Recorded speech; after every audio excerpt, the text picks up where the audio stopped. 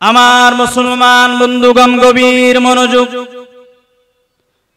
মুনাফিক আপনি কিভাবে চিনবেন? মুনাফিকের এক নাম্বার চরিত্র হলো তারা মুমিন নয়, তারা কোনোদিন মুমিন হতে পারবে না, তারা দুই মুখী স্বভাবের মানুষ। সেই কথা আল্লাহ তাআলা সবার পরিচিত সূরা কুরআনুল কারীমের 2 নাম্বার সূরা সূরাতুল বাকারার 8 নাম্বার আয়াতের ভিতরে আল্লাহ তাআলা খুব সুন্দর করে জানিয়ে দিলেন, ওয়া মিনান নাসি মান ইয়াকুলু আমান্না বিল্লাহি ওয়া বিল ইয়াউমিল আখির ওয়া মা হুম বিমুমিনিন। জোরে বলুন আল্লাহু আকবার। আল্লাহ তাআলা বললেন, ওয়া মিনান নাসি মান ইয়াকুলু আমান্না বিল্লাহি ওয়া বিল ইয়াউমিল আখির।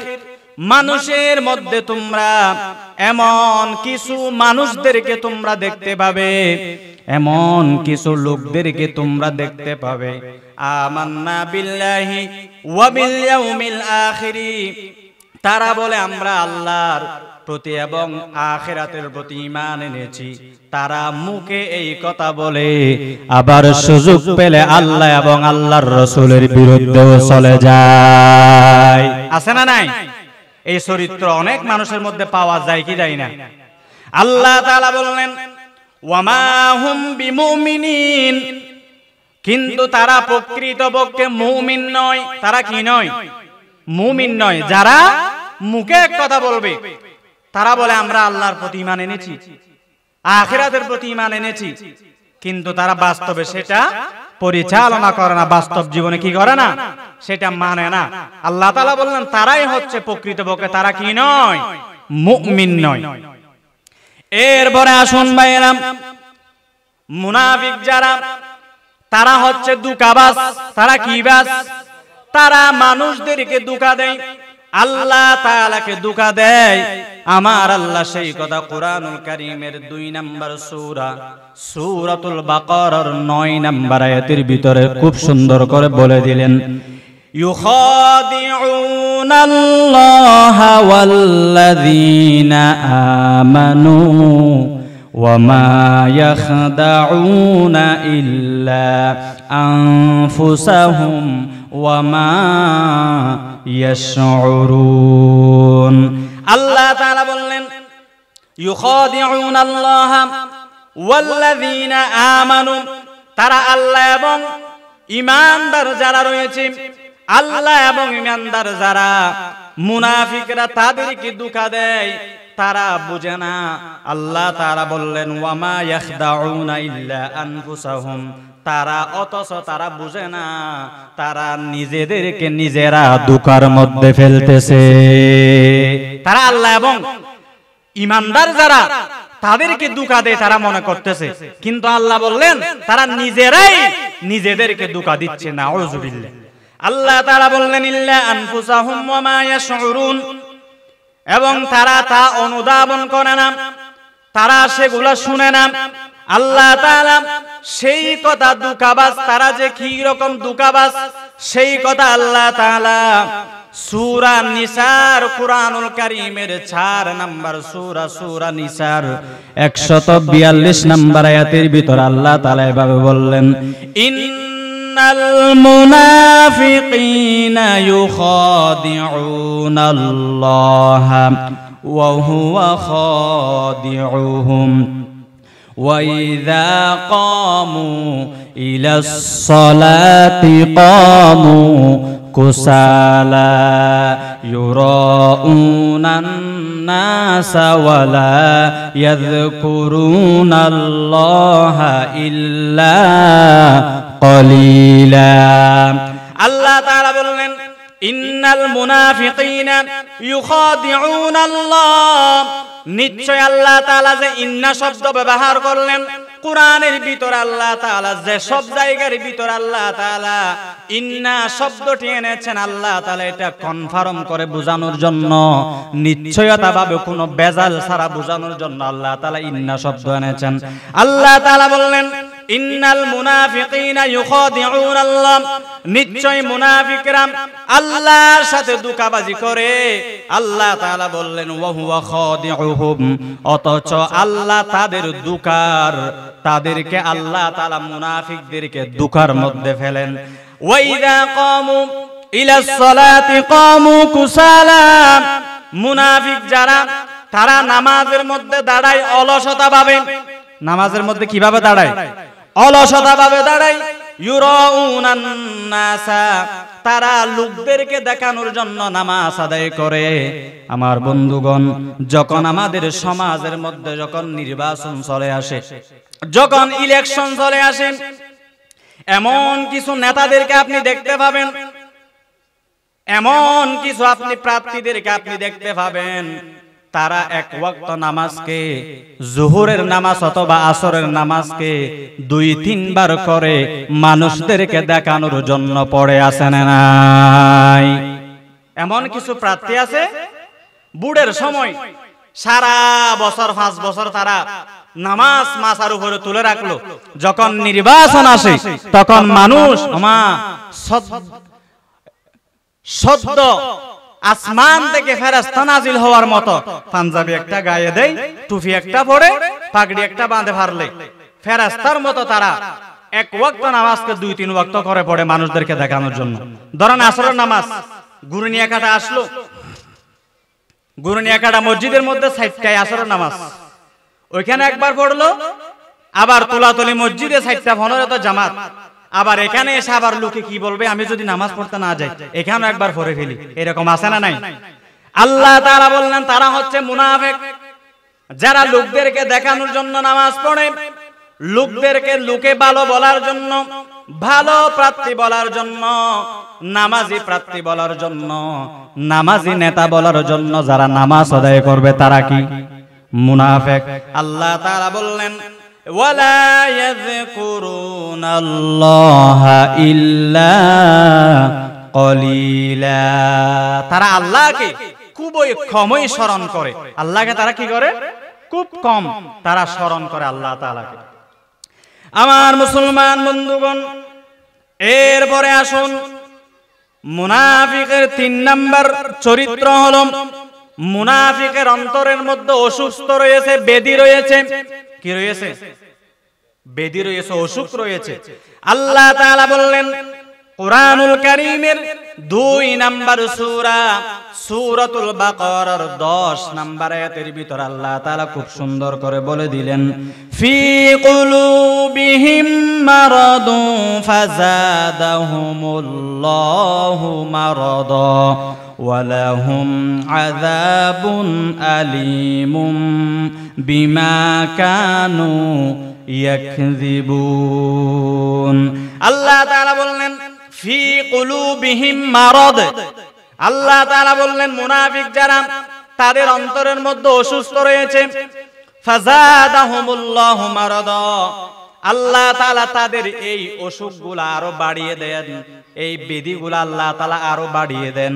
ওয়ালাহুম আযাবুন আলীম, এবং তাদের জন্য রয়েছে জাহান্নামের যন্ত্রণাদায়ক শাস্তি। নাউযুবিল্লাহ।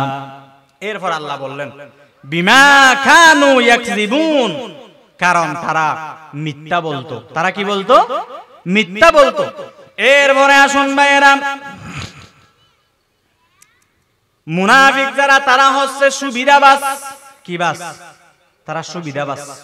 আল্লাহ তাআলা কুরআনুল কারীমের 2 নাম্বার সূরা সূরাতুল বাকারার 14 নাম্বার আয়াত খুলে দেখবেন, আল্লাহ তাআলা সেই আয়াতের ভিতর আল্লাহ তাআলা বললেন ওয়া ইযা লাকুল্লাযীনা আমানু ক্বালু আমান্না ওয়া ইযা খালাউ ইলা শায়াতিনহিম ক্বালু ইন্না মাআকুম ইন্নামা নাহনু মুস্তাহজিউন। আল্লাহ তাআলা বললেন ওয়াইদা লাকুল্লাযীনা আমানু ক্বালু আমান্না, যখন মুনাফিকরা যখন মুমিনদের সাথে যখন মিলিত হয়ে যায়, কথাগুলো ভালো করে খেয়াল করেন, মুনাফিক যারা তারা যখন মুমিনদের সাথে মিলিত হয়ে যায় তখন মুমিনদেরকে মুনাফিকরা বলে আমরা তো ক্বালু আমান্না, আমরা তো ঈমান এনেছি। আমরা কি এনেছি?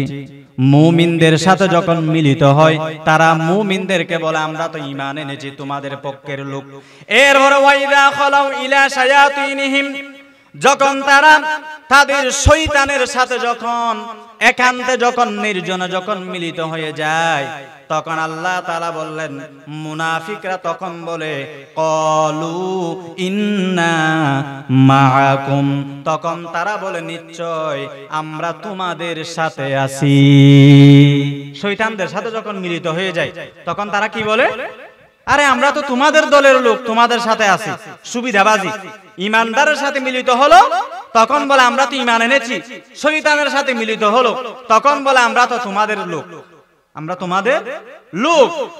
এরপর আল্লাহ বললেন ইন্নামা নাহনু মুস্তাহজিউন, আমরা তো কেবল, মুনাফিকরা বলে আমরা তো কেবল উপহাসকারী, আমরা তো ঠাট্টা করতেছি, উপহাস করতেছি।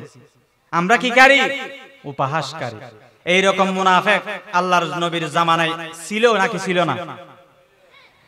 একটা যদি ঘটনা বলি, কেমন সুবিধাবাজ দেখেন। আল্লাহর নবীর পিছনে নামাজ পড়তো, আল্লাহর নবীর একেবারে পিছনের যেই নামাজ ছিল সেই যেই নামাজ পড়তো। আবার আল্লাহর নবীর সাথে খানা খেত, আল্লাহর নবীর সাথে উঠা বসা করত। আবার নির্জনে গিয়ে কাফের বেঈমানদের সাথে মিলিত হয়ে আল্লাহর নবীকে কিভাবে দুনিয়ার জমিন থেকে বিদায় করে দেওয়া যায় সেই চিন্তা করত। নাউযুবিল্লাহ। তার কথা বলতে চেয়েছিলাম, মুনাফিকের সরদার আব্দুল্লাহ ইবনে উবাই ইবনে সলুলের ঘটনা। আব্দুল্লাহ ইবনে উবাই ইবনে সলুল মুনাফিকের সরদার। ওই ব্যক্তি আব্দুল্লাহ ইবনে উবাই ইবনে সলুল মারা গেল আমার ভাইয়েরা। তার সন্তান আল্লাহর নবীর কাছে আসলো। আল্লাহর নবী মসজিদে নববীর মধ্যে বসা, হযরত উমর বসা, হযরত উসমান বসা, বেলাল বসা। আল্লাহর নবীর কাছে এসে বলতেছেন ইয়া রাসূলুল্লাহ, ইয়া হাবিবাল্লাহি, আমার বাবা আপনার পিছনে নামাজ পড়তো, আমার বাবাকে মুনাফিকের সরদার বলে আখ্যায়িত দেওয়া হয়েছে। আমার বাবা আব্দুল্লাহ ইবনে উবাই ইবনে সলুল আজকে ইন্তেকাল করেছে, আজকে মারা গিয়েছে। আমার বাবা মারা যাওয়ার আগে, ইন্তেকালের আগে কয়েকটি ওসিয়ত করে গেছেন আমাকে। আল্লাহ নবী বললেন যুবক বলো কি ওসিয়ত করে গেছে তোমাকে? ওই যুবকটি আবার ডেকে ডেকে বলতেছেন ইয়া রাসূলুল্লাহি, ইয়া হাবিবাল্লাহ, আমার বাবা যখন মারা যায়, আমার বাবা মারা যাওয়ার আগে সাকারাত যখন চলতেছে তখন আমার বাবা এক নাম্বার ওসিয়ত করেছে আপনি নবী যেন আমার বাবার লাশটা যেন আপনি নবী গোসল করান।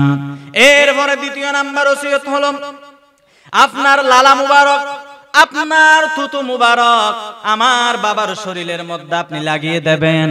আমার বাবা যখন কবরে যাবে, কোন ফেরেশতা আপনার লালা মুবারক লাগানোর কারণে, আপনার থুতু মুবারক শরীরের মধ্যে লাগার কারণে আমার বাবার শরীরের মধ্যে কোন আযাবের ফেরেশতা টাচ করতে পারবে না। সুবহানাল্লাহ।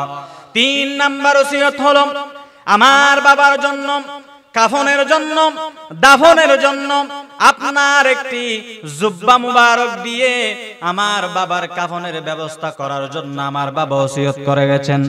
এরপরে চতুর্থ নাম্বার ওসিয়ত হলো আমার বাবার জানাজার ইমামতি আপনি নবীকে করতে বলেছেন। সুবহানাল্লাহ। আল্লাহর নবী জুব্বা দিয়ে গেলেন, জুব্বা দিয়ে দিলেন কাফন করার জন্য। আল্লাহর নবী উঠে দাঁড়ালেন, আল্লাহর নবী তার গোসল দেওয়ার জন্য যাবে, আব্দুল্লাহ ইবনে উবাই ইবনে সলুলের গোসল দেওয়ার জন্য যাবে। এদিকে হযরত উমর তো গরব মানুষ, হযরত উমর আল্লাহর নবীর জুব্বা মুবারক টেনে ধরলেন, ইয়া রাসূলুল্লাহ ইয়া হাবিবাল্লাহি, আপনি কার জানাজার ইমামতি করতে যাবেন, কার আপনি গোসল করাতে যাবেন? যেই লোকটার গোসল দিতে যাবেন সেই লোক তো মুনাফিকের সরদার আব্দুল্লাহ ইবনে উবাই ইবনে সলুলের গোসল আপনি কি জন্য যাবেন? সেই তো মুনাফিক। আল্লাহর নবী বললেন, ও ওমর বসো, থেমে যাও, এখনো পর্যন্ত আল্লাহর আরশ থেকে ফয়সালা হয় নাই, অর্ডার হয় নাই, সে তো মুনাফিক। এখন আল্লাহ বলে নাই, আমি কিভাবে বলবো? আল্লাহর হাবিব আবার তার বাড়ির মধ্যে চলে গেলেন। আমার বন্ধুগণ, তার বাড়িতে যাওয়ার পরে আল্লাহর নবী আব্দুল্লাহ ইবনে উবাই ইবনে সলুলের গোসল দিলেন। লালা মুবারক, থুতু মুবারক তার শরীরের মধ্যে লাগিয়ে দিলেন। এরপরে তার জন্য জুব্বা দিয়ে দিলেন, জুব্বা দিয়ে তার কাফনের ব্যবস্থা করা হলো। এবার কাফন কমপ্লিট করা হলো, গোসল দেওয়া শেষ হয়ে গেল, জানাজা উপস্থিত হয়ে গেল। আল্লাহর নবী নিজে ইমামতি করবেন। আল্লাহর নবী ইমামতির কাতারের মধ্যে দাঁড়িয়ে গেলেন। আমার ভাইয়েরা, আল্লাহর নবী ইমামতি শেষ করে আব্দুল্লাহ ইবনে উবাই ইবনে সলুলের জানাজা কমপ্লিট করে আল্লাহর নবী আবার দোয়া করতেছেন। আব্দুল্লাহ ইবনে উবাই ইবনে সলুলের জন্য দোয়া করতেছেন। এমন সময় আকাশ থেকে, আল্লাহর আরশ থেকে হযরত জিবরাইল আমিন এসে আল্লাহর নবীর কাছে এসে হাজির হয়ে গেছে। সুবহানাল্লাহ। আল্লাহর নবীর কাছে এসে বলতেছেন, ইয়া রাসূলুল্লাহ, ইয়া হাবিবাল্লাহি, আপনি কার জানাজা পড়াচ্ছেন? আপনি কার জন্য দোয়া করতেছেন? আল্লাহ আয়াত নাজিল করে দিয়েছেন কোরআনুল কারীমের 9 নম্বর সূরা, সূরাতুল তাওবার 80 নম্বর আয়াত। আল্লাহ তাআলা সঙ্গে সঙ্গে মুনাফিকদের জন্য আল্লাহ তাআলা আয়াত নাজিল করলেন।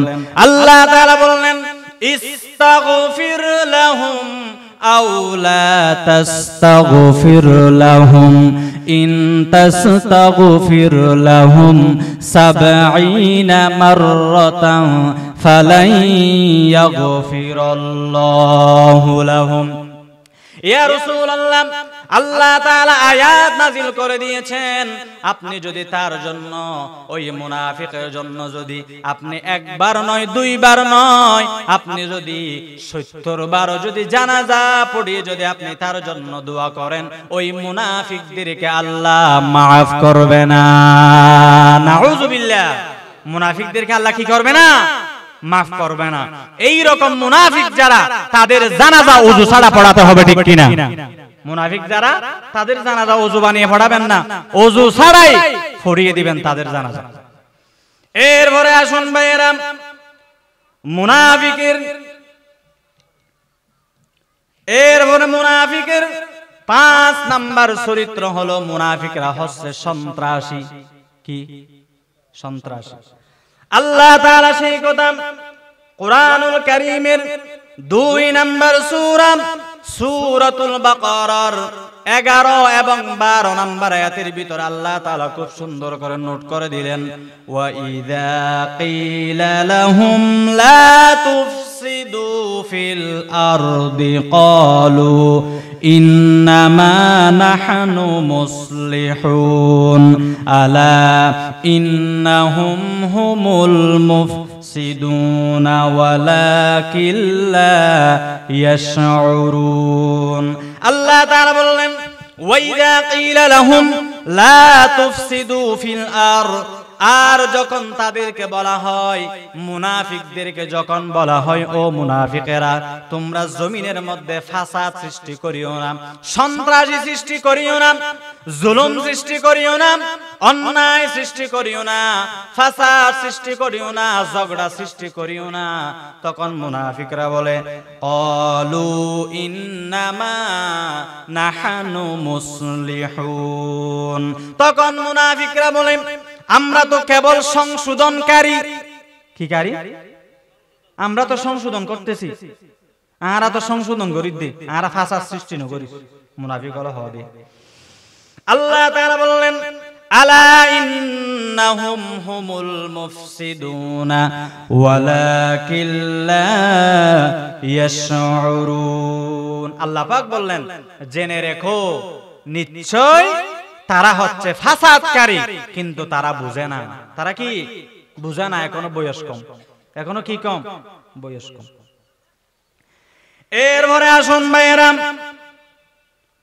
মুনাফিক যারা, জুলুমকারী যারা, সন্ত্রাসী যারা, তারা যখন দুনিয়ার জমিনের মধ্যে যখন ক্ষমতা পেয়ে যায়, দুনিয়ার জমিনের মধ্যে যখন ক্ষমতার চেয়ার যখন তারা দখল করে, তখন তারা কয়েকটি গুণ, কয়েকটি কাজ তারা সমাজের মধ্যে, রাষ্ট্রের মধ্যে বাস্তবায়ন করে। তার মধ্যে গুরুত্বপূর্ণ দুইটি কাজ হলো, তারা কি সৃষ্টি করে দেখেন, আল্লাহ তাআলা কুরআনুল কারীমের ২৭ নম্বর সূরা সূরাতুন নাহলের ৩৪ নম্বর আয়াতের ভিতর আল্লাহ তাআলা এইভাবে বললেন, ক্বালাত ইন্নাল মুলুকা ইযা দাখালু ক্বরয়াতান আফসাদুহা وجعلوا أعزة أهلها أذلة وكذلك يفعلون। ওই মুনাফিকরা যখন, ওই সন্ত্রাসীরা যখন, ওই জুলুমবাজরা যখন ক্ষমতা পেয়ে যায়, তারা তখন সমাজের মধ্যে, রাষ্ট্রের ভিতরে এক নাম্বার তারা কি বাস্তবায়ন করে দেখেন, এক নাম্বার হলো ইন্নাল মুলুকা ইযা দাখালু ক্বরয়াতান আফসাদুহা, তারা এক নম্বরে রাষ্ট্রের ভিতরে সন্ত্রাসী এবং ক্রাসের রাজত্ব কায়েম করে। তারা সন্ত্রাসীর রাজত্ব, ক্রাসের রাজত্ব তারা কায়েম করতে চায়। বিগত যে 16 বছর আওয়ামী শাসন আমলে তারা সন্ত্রাসীর রাজত্ব কায়েম করেছিল কি করে নাই? ওই সন্ত্রাসীরা এই বাংলার জমিনের মুসলমানদেরকে জুলুম করেছে, নির্যাতন করেছে, নিপীড়ন করেছে। এই রকম মাহফিল যখন করার জন্য যখন যুবক ভাইয়েরা যখন যেত, তখন অনুমতি লওয়া লাগতো, ঠিক কিনা? মাহফিল করতে দেওয়া হতো না, 144 দ্বারা জারি করত। তারা সন্ত্রাসী সংগঠন সৃষ্টি করে। সন্ত্রাসী সংগঠন করে নাই, ছাত্রলীগ নামের যে সংগঠন করেছিল সন্ত্রাসী সংগঠন, ঠিক কিনা? তারা শুধু আলেমদের বিরুদ্ধে, উলামায়ে কেরামের বিরুদ্ধে, মুসলমানের বিরুদ্ধে তারা অ্যাকশন নিয়েছিল, ঠিক কিনা বলেন? এরপরে দ্বিতীয় নাম্বার, তারা যেই সমাজের মধ্যে, রাষ্ট্রের ভিতরে তারা যেই কাজ তারা চালু করে, দ্বিতীয় নাম্বার হলো ওয়াজআলু আ'ইজ্জাতা আহলিহা আযিল্লা ওয়া কাযালিকা ইয়াফআলুন। দ্বিতীয় নাম্বার, রাষ্ট্রের ভিতরে যে সমস্ত সম্মানিত ব্যক্তিগুলো আছে, যে সমস্ত মানসম্মত ব্যক্তিগুলো আছে, তাদেরকে আইন ফাঁস করে করে অপমানিত করে, ঠিক কিনা বলেন? এই বাংলার জমিনের মধ্যে সম্মানিত যারা আলেম ছিল, কুরআনের পাখি আল্লামা দেলোয়ার হোসেন সাঈদী, তাকে কি অপমান করেছিল আপনারা জানেন? ও আমার ভাইয়েরা, এই 16 বছর তারা আলেমদেরকে হত্যা করে, আলেমদেরকে ফাঁসি দিয়ে মারতে পারে নাই। কাদের মোল্লাকে ফাঁসি দিয়ে মারতে পারে নাই, ওই কাদের মোল্লাকে তারা জবাই করে দিয়ে দুনিয়ার জমিন থেকে বিদায় করেছে, ঠিক কিনা? জুলুম যারা করবে তাদের পতন অবশ্যই হবে। আল্লাহ ছাড় দেয় কিন্তু ছেড়ে দেয় না। যারা জুলুমের জন্য, ক্রাসের রাজত্ব যারা সমাজের মধ্যে, রাষ্ট্রের মধ্যে যারা চালু করবে, তাদেরকে অবশ্যই একদিন না একদিন ধ্বংস হতে হবে, ঠিক কিনা? তারা এই আওয়ামী শাসন আমলে, তারা এই বাংলার জমিনের সম্মানিত মানুষ যারা, কাদের মোল্লা সহ, আল্লামা সাঈদী সহ, নেজামী সহ, মুজাহিদ সহ, কামারুজ্জামান সহ অনেক বড় বড় নেতা কর্মীদেরকে, বড় বড় আলেমদেরকে ফাঁসি দিয়ে শহীদ করেছে, ঠিক কিনা ভাইয়েরা? আল্লামা সাঈদীকে তারা ফাঁসির মঞ্চে নিয়ে ফাঁসি দিতে পারে নাই। আল্লামা সাঈদীকে তারা মিথ্যাভাবে তারা হাসপাতালের মধ্যে নিয়ে, অসুস্থ হয়েছে বলে হাসপাতালের মধ্যে নিয়ে তারা ইনজেকশন প্রয়োগ করে দুনিয়ার জমিন থেকে শহীদ করেছে, ঠিক কিনা? তারা এইগুলা কায়েম করে। সন্ত্রাসী যারা, তারা যদি ক্ষমতা পায়, তারা জুলুম কায়েম করে, সন্ত্রাসী কায়েম করে, ক্রাসের রাজত্ব কায়েম করে, সম্মানিত মানুষদেরকে অপমানিত করে, অপদস্থ করে। এরপরে আমার ভাইয়েরা, আর জালেমরা তো 4 দফা 5 দফা 6 দফা কাজ সমাজের মধ্যে, রাষ্ট্রের মধ্যে চালু করে। আর যদি যারা উলামায়ে কেরাম আলেমরা যদি আমার বন্ধুগণ ক্ষমতার আসনে যদি বসে যায়, তারা 4 দফা কাজ রাষ্ট্রের মধ্যে সমাজের মধ্যে কায়েম করে। সুবহানাল্লাহ। আলেমরা যদি ক্ষমতা পায়, তারা কয় দফা কাজ চালু করে? 4 দফা। কি বলেন দেখেন, আল্লাহ তাআলা বললেন আল্লাযীনা ইম্মাক্কান্নাহুম ফিল আরদি আকামুস সালাহ ওয়া আতাউজ যাকাতা ওয়া আমারু বিল মা'রুফি ওয়া নাহাউ আনিল মুনকার ওয়ালিল্লাহি আকিবাতুল উমুর। আলেমরা যদি জালেমের বিপরীত, আলেমরা যদি ক্ষমতা পেয়ে যায়, আলেমরা যদি রাষ্ট্রের ক্ষমতার মধ্যে চলে যায়, তারা তখন 4 দফা কাজ চালু করে আমার ভাইয়েরা। 1 নাম্বার হলো ওয়াকামুস সালাহ, তারা সমাজের মধ্যে রাষ্ট্রের মধ্যে নামাজ কায়েম করে। সুবহানাল্লাহ। আমার ভাইয়েরা, আইন পাস করে করে নামাজ প্রতিষ্ঠিত করবে। আল্লাহ তো নামাজ পড়ার জন্য বলে নাই, আল্লাহ তো বলেছেন নামাজ প্রতিষ্ঠা করো বান্দা, নামাজ প্রতিষ্ঠা করো। আলেমরা যদি ক্ষমতায় চলে যায়, তারা 1 নম্বরে নামাজকে প্রতিষ্ঠিত করবে। এরপরে 2 নাম্বার হলো ওয়াকামুস সালাহ, দ্বিতীয় নাম্বার হলো যাকাতের বিধান কায়েম করবে। আমার বন্ধুগণ, আলেমরা যদি ক্ষমতায় চলে যায়, তখন যাকাতের বিধান কায়েম হয়ে যাবে, সংসদ থেকে আইন পাস হয়ে যাবে, যাকাত দিতে হবে। বাংলার জমিনের মধ্যে যত ধনী ধনী ব্যক্তিরা আছে, যত বড় লোক আছে, বাংলার জমিনের মধ্যে যাদের বাংলার জমিনের মধ্যে যাকাত খরচ হয়েছে, নেশাব পরিমাণ সম্পদ রয়েছে, তাদেরকে প্রত্যেক বছর হিসাব করে করে যাকাতের টাকাগুলা সরকারের হাতে জমা দিতে হবে। আমার বন্ধুগণ, ওই যাকাতের বিধান যখন কায়েম হয়ে যাবে, এই বাংলার জমিনে আর গরিব থাকবে না, এই বাংলার জমিনে আর অসহায় থাকবে না। বাংলার জমিনের মধ্যে যারা গরিব রয়েছে, আমার ওই উলামায়ে কেরামরা যখন সংসদের মধ্যে আইন পাস করবে, যাকাতের বিধান যখন কায়েম করবে, ওই যাকাতের টাকাগুলা প্রত্যেক ঘরে ঘরে আপনাকে গিয়ে নিতে হবে না, প্রত্যেক ঘরে ঘরে গিয়ে যাকাতের টাকাগুলা আলেমরা পৌঁছিয়ে দেবে। ইসলামিক যে সরকার হবে সেটা পৌঁছিয়ে দেবে। আমার ভাইয়েরা, ওই যাকাতের টাকা যখন একজন গরিবের কাছে যখন 1 লক্ষ টাকা, যখন ব্যক্তি যখন 1 লক্ষ টাকা দিয়ে যখন আমার বন্ধুগণ একটা যখন ব্যবসার মধ্যে নেমে যাবে, ওই গরিব ব্যক্তি 1 বছর যেতে না যেতে তার উপরে যাকাত ফরজ হয়ে যাবে। ঠিক কিনা? যাকাত ফরজ হবে না তার উপর আবার, তাহলে গরিব থাকবে। আর 2 নম্বর, যাকাতের বিধান তারা চালু করবে। 3 নাম্বার হলো ওয়া আমারু বিল মা'রুফ, আইন পাস করে করে তারা সমাজের ভিতরে, রাষ্ট্রের ভিতরে ভালো ভালো কাজগুলা তারা করবে। ওয়া নাহাউ আনিল মুনকার, এবং আইন পাস করে করে সমাজ থেকে যত মদ রয়েছে, ইয়াবা রয়েছে, গাঁজা রয়েছে, জুয়া রয়েছে, জেনা রয়েছে, ব্যভিচার রয়েছে, সমস্ত কাজগুলা, অন্যায় কাজগুলা আইন পাস করে করে বন্ধ করবে। ঠিক কিনা? আবার এখন অনেকে মনে করতেছে, হুজুর, যদি আলেমরা যদি ক্ষমতায় চলে যায়, তাহলে চুরি করলে মনে হয় হাত কাটবে। কারণ আল্লাহ বললেন ওয়াসারিকু ওয়াসারিকাতু ফাকাতউ আইদিয়াহুমা জাযাআম বিমা কাসাবা নাকালাম মিনাল্লাহ। আল্লাহ বললেন চুরির হাত কেটে দাও। আগে দেখবে ওই চোর কি অভাবের কারণে চুরি করেছে নাকি স্বভাবের কারণে চুরি করেছে, দেখবে কি দেখবে না? যদি ওই চোর যদি অভাবের কারণে যদি চুরি করে, তার কাছে খাদ্য পৌঁছে দেওয়া হবে। ঠিক কিনা? যদি স্বভাবের কারণে যদি চুরি করে, তার পেশা 1 বার 2 বার ক্ষমা করবে, 3 বারের মধ্যে কি করবে? আমার বন্ধুগণ, এই মুনাফিকের চরিত্র নিয়ে যদি কথা বলি, লং টাইম লাগবে। এরপরে আমার ভাইয়েরা, আরেকটা চরিত্র হলো মুনাফিকরা ওয়াদা ভঙ্গকারী। কিকারী? ওয়াদা ভঙ্গকারী।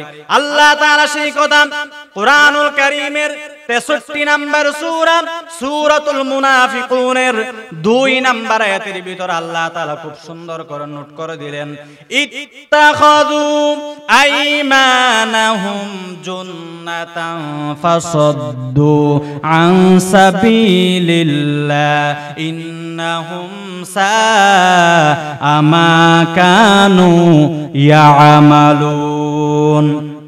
আল্লাহ তাআলা বললেন মুনাফিকরা তারা শুধু শপথ করে, তারা শপথগুলা তারা ডাল রূপে ব্যবহার করে, ফলে তারা আল্লাহর পথ থেকে মানুষদেরকে নিবৃত করার জন্য, মানুষদেরকে দূরে সরিয়ে দেওয়ার জন্য তারা শপথ করে। আল্লাহ তাআলা বললেন ইন্নাহুম সাআ মা কানু ইয়ামালুন, আর তারা যাই করে তা কতই না মন্দ কাজ। আল্লাহর নবী হাদিস শরীফের ভিতরে বললেন লাযিনা লিমাল্লাহ আহদালাহু, নবীজি সাল্লাল্লাহু আলাইহি ওয়াসাল্লাম বললেন যে ব্যক্তি ওয়াদা করে তা ভঙ্গ করে তার ভিতরে দিনদারি নাই, ঈমান নাই। নাউযুবিল্লাহ। ওয়াদা করলো, ভঙ্গ করলো, তার ভিতরে কি নাই? ঈমান নাই। ওয়াদা ভঙ্গ করে এমন নেতা যখন নির্বাচন আসবে তখন বড় বড় শপথ করবে, মাইক একটা ফাইলে বড় বড় শপথ করবে, আমার ভাইয়েরা, আমার অমুক ভাইয়ের অমুক নেতার চরিত্র ফুলের মতো পবিত্র, এমন স্লোগান দিয়ে মাইক একটা ফেটে ফেলে যে আমি যদি নির্বাচিত হয়ে যাই, যদি এমপি হয়ে যায়, যদি মন্ত্রী হয়ে যায়, যদি চেয়ারম্যান হয়ে যায়, যদি মেম্বার হয়ে যায়, তাহলে আমি ব্রিজ করব, কালভার্ট করব, রাস্তা করব, অমুক করব, সমুক করব। এই রকম ওয়াদা করে বুট যখন চলে যায় 5 বছর তার দেখা মিলে না, ঠিক কি না?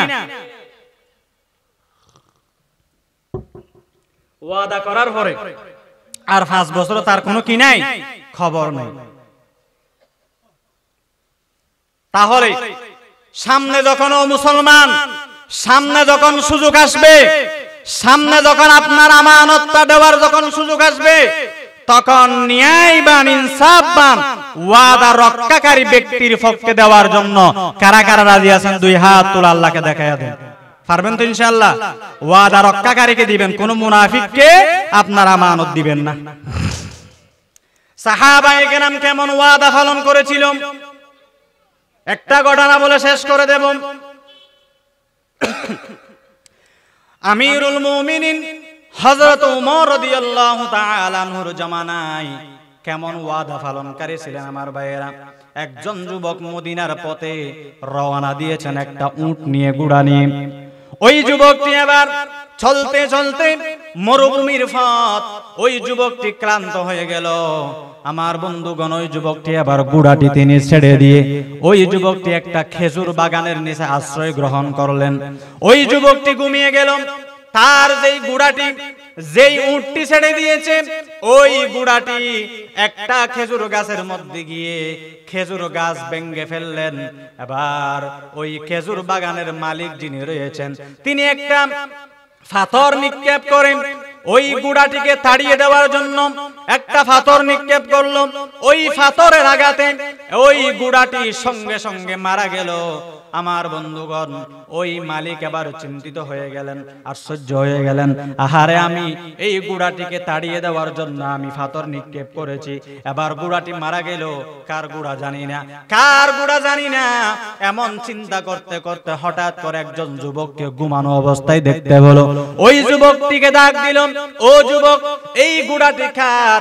আমার একটা খেজুর গাছ ভেঙে ফেলেছে, খেজুর গাছ নষ্ট করে ফেলেছে। আমি ওই ঘোড়াটিকে পাথর দিয়ে একটা তাড়িয়ে দেওয়ার জন্য পাথর নিক্ষেপ করেছিলাম, ওই ঘোড়াটি মারা গিয়েছে, আমি তোমার কাছে ক্ষমা চাই। ওই যুবকটি, তার সব থেকে প্রিয় জিনিস ছিল এই ঘোড়াটি, সব থেকে ভালোবাসার জিনিস ছিল ওই ঘোড়াটি। ওই যুবকটি রাগান্বিত হয়ে গেল। ওই যুবক আবার ওই বৃদ্ধ মানুষটাকে দড়ে এইভাবে ঝাঁকুনি দিলেন, জাঁরা দিলেন, ঝাঁকুনি দিলেন। ঝাঁকুনি দেওয়ার সাথে সাথে ওই বৃদ্ধ, ওই মালিকটি, ওই খেজুর বাগানের মালিকটি দুনিয়া থেকে বিদায় হয়ে গেছে। আল্লাহু আকবার। এবার যুবক চিন্তায় পড়ে গেলেন, আহারে, আমি কি করলাম? আমি তো খুন করে ফেললাম, আমি তো খুনির আসামি হয়ে গেলাম, আমি তো খুন করে ফেললাম। এই মুরব্বিটি, এই বৃদ্ধ মানুষটি ইন্তেকাল হয়ে গেল। এবার ওই বৃদ্ধ মানুষটির সন্তানগুলা চলে আসলো। তার সন্তানেরা এসে ওই যুবকটিকে আবার ধরে ফেললেন। ধরে আমিরুল মুমিনিন হযরত উমরের বিচারের কাঠগড়ার মধ্যে নিয়ে গেলেন। আমার ভাইয়েরা, হযরত উমর ওই যুবকটিকে জিজ্ঞাসা করতেছেন, ও যুবক, তুমি কি হত্যা করেছো নাকি? তুমি ওই বৃদ্ধ মানুষটাকে মেরে ফেলেছো নাকি? ওই যুবকটি বলতেছেন, হ্যাঁ, আমি ওই যুবকটাকে ঝাঁকুনি দেওয়ার সাথে সাথে উনি মারা গেল। আবার হযরত উমর বললেন, ও যুবক, খুনির হত্যার বদলে হত্যা করা হবে, হত্যার বদলে ইসলামের মধ্যে হত্যা করা হবে। ও যুবক, তুমি আবার রেডি হয়ে যাও, তোমার ফাঁসি হয়ে যাবে, ফাঁসির মঞ্চের মধ্যে তোমাকে যেতে হবে। এবার হযরত উমর বলতেছেন, ও যুবক, তুমি ফাঁসির মঞ্চে যাওয়ার আগে তোমার কিছু চাওয়া পাওয়া আছে নাকি? তোমার কিছু চাওয়ার আছে নাকি? কোনো আশা আছে নাকি? এবার যুবকটি বলতেছেন, ও আমিরুল মুমিনিন হযরত ওমর, আমার একটা চাওয়া আছে, আমার একটা পাওয়া আছে। আমাকে আপনি কয়েক ঘন্টা সময় দেন, আমি আমার বাড়িতে চলে যাব, আমার মায়ের সাথে দেখা করব, আমার কলিজার টুকরা স্ত্রীর সাথে দেখা করব, সন্তানের সাথে দেখা করে আসব, আমাকে একটু ছুটি দিয়ে দেন। হযরত উমর বললেন, তোমাকে কিভাবে বিশ্বাস করব? তোমার ওয়াদা যদি ভঙ্গ হয়ে যায় তোমাকে কিভাবে বিশ্বাস করব? তোমার জামিনদার কেউ আছে কিনা দেখো এই সাহাবীদের মধ্যে। এবার ওই সাহাবীদের ভিতর থেকে একজন সাহাবী হাত তুলে বললেন, ওই সাহাবীর নাম হলো আবু যর গিফারি। আবার আবু যর গিফারি বললেন, ও উমর, আমি ওই যুবকটির জন্য জামিনদার হয়ে গেলাম, আমি জামিনদার হয়ে গেলাম, তাকে ছুটি দিয়ে দেন, বাড়িতে দেখা করে আসুক, তারপরে তাকে ফাঁসি দেবেন। এবার ওই যুবকটি তার বাড়ির মধ্যে চলে গেল। বাড়ির মধ্যে গিয়ে সমস্ত ঘটনা খুলে বললেন মা বাবাকে, স্ত্রীকে খুলে বললেন। এবার তিনি বললেন, ও আমার কলিজার টুকরা মা, ও আমার কলিজার টুকরা স্ত্রী রে, আমাকে চলে যেতে হবে, যদি না যাই ওয়াদা ভঙ্গ হয়ে যাবে। আমি ওয়াদা করে এসেছি, আমি আবারও চলে যাব বলেছি, আমাকে বিদায় দিয়ে দাও, আমাকে বিদায় দিয়ে দাও। ওইদিকে ফাঁসির মঞ্চ রেডি হয়ে গেছে। আবু যর গিফারি চিন্তিত হয়ে গেলেন, হযরত ওমর চিন্তিত হয়ে গেলেন, আহারে, যুবকটি এখনো কেন আসে না, যুবকটি এখনো কেন আসে না?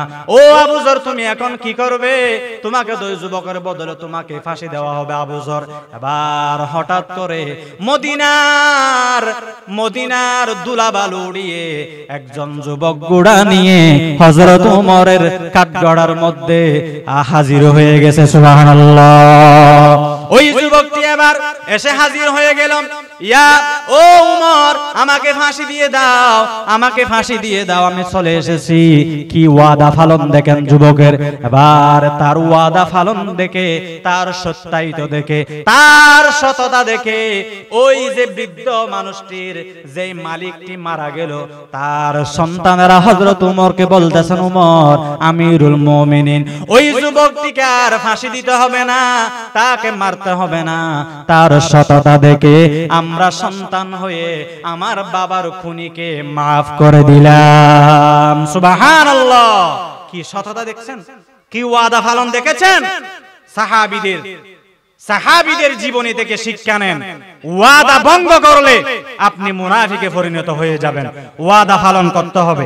এরপর আল্লাহর নবী হাদিস শরীফের ভিতরে বললেন, বুখারীর বর্ণনা 33 নম্বর হাদিস, عن أبي هريرة رضي الله تعالى عن النبي صلى الله عليه وسلم آية المنافق ثلاث।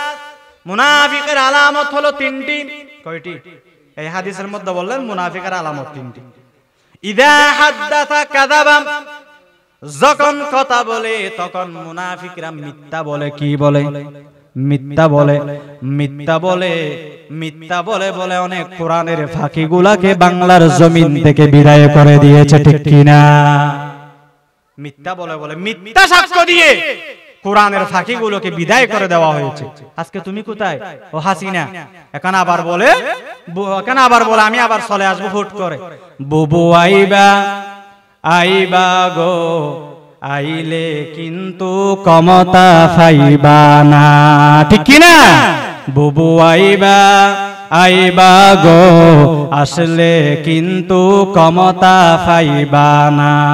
হুট করে তুমি আসবা বুবু, ছুট করে তুমি জেলে যাবা।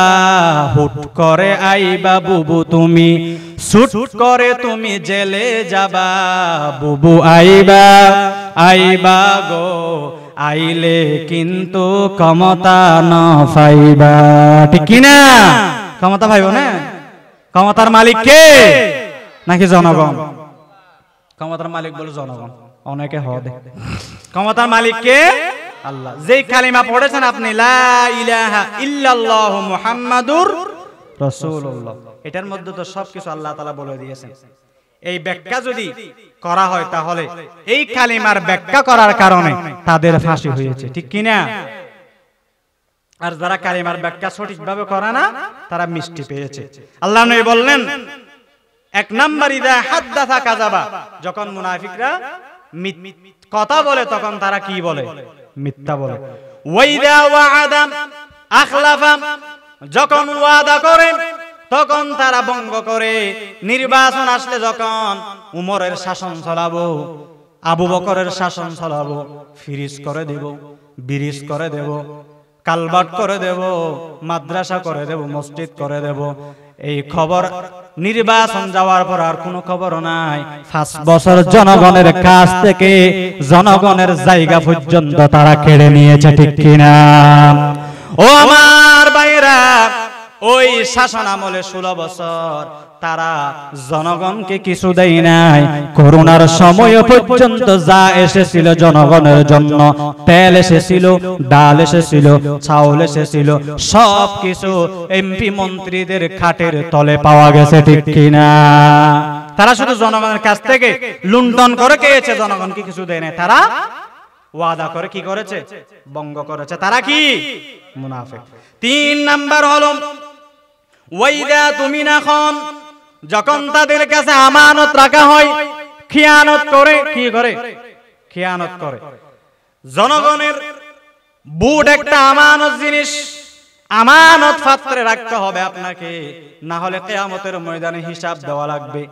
আমরা আমানত দিলাম, 16 বছর আমানতটা আমরা সঠিকভাবে রাখতে পারি নাই। তারা জীবিত যারা আছে তাদের বুটটা মেরেছে, মরা মানুষদেরও পর্যন্ত বুট তারা আমানত কেড়ে নিয়েছে। ঠিক কিনা? যারা মরি গিয়ে তারা বুট বলে ফমাইতে দি ফেলা, ইহদি হতানো দিয়ে কি না দেয়। এরপর আল্লাহর নবী আর একটা হাদিস শরীফের ভিতরে আর একটা মুনাফিকের আলামতের কথা বললেন, যখন তারা ঝগড়া করে তখন তারা গালিগালাজ করে। কি করে? হনিকিয়া যদি ঝগড়া করো, যদি গালি দিদি যদি ঝগড়া করো, দলিবে কি? মুনাফিক। এই মুনাফিকের চরিত্র প্রায় 14টি মতো আমি চরিত্র এনেছিলাম পয়েন্ট, এখান থেকে 6টি বলতে পেরেছি। কয়টি? 6টি। আল্লাহ তাআলা এই 6টি চরিত্র যদি আমাদের ভিতরে থাকে, এই মাহফিলের মধ্যে তাওবা করে এগুলা বর্জন করে ওঠার মতো আমাদেরকে তৌফিক দান করুক। সকলে বলে আমিন। ওমা তৌফিক ইল্লা বিল্লাহ। আসসালামু আলাইকুম ওয়া রাহমাতুল্লাহি ওয়া বারাকাতুহু।